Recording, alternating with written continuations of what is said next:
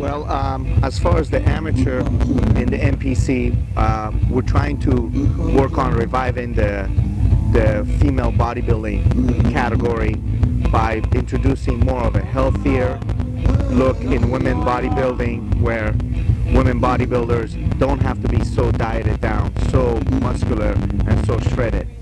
And we're also trying to continue that in the pro ranks, as have women bodybuilders look more athletic, more fit, but not so much dieted down, so much have that diet look where their face is sunk in, and the muscularity level has to be good, but not too much crossing the line.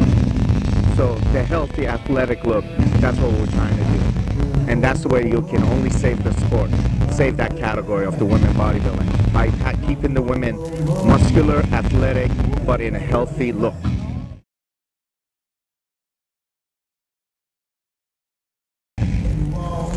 It's not so much an enforcement as it is a consensus among judges. It's how judges pick winners and seconds, thirds, fourths, and fifths. We're consciously going through the effort of looking for 20% less muscle, basically. That's the 20% rule we've talked about for the past year and a half now. We want women to look more like women, and then we want women to look like men. We still want a muscular look to a woman, but it's got to be a female muscular look and not a male muscular look. And it's working. We're starting to see more along the local level. We're seeing more women coming out because they aren't as intimidated anymore as far as having to have that kind of big muscle that's been there in the past. And it's working.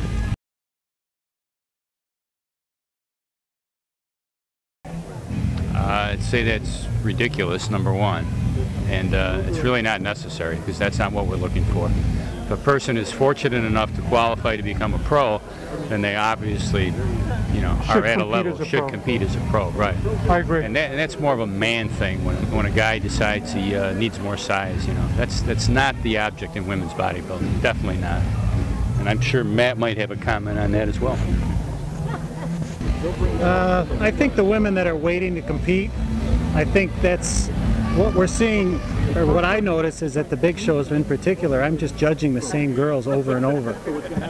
I've got the same girls that have been competing now 10 years or more in a row, and basically they're just switching places.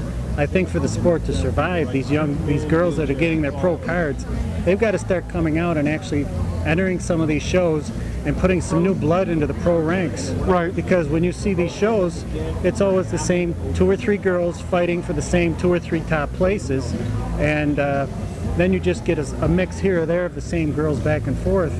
But the new girls that we get at the national level, I don't see them again. A lot of them I never see again. Right. And I don't know what happens to them, if they just think they can't compete against these girls or they don't want to try. But for that sport to survive, they've got to start refeeding those pro ranks and getting the new blood into the sport. If you really like to rock the funky beats, somebody in the house say yeah. If you really like the beats, somebody in the house say hell yeah.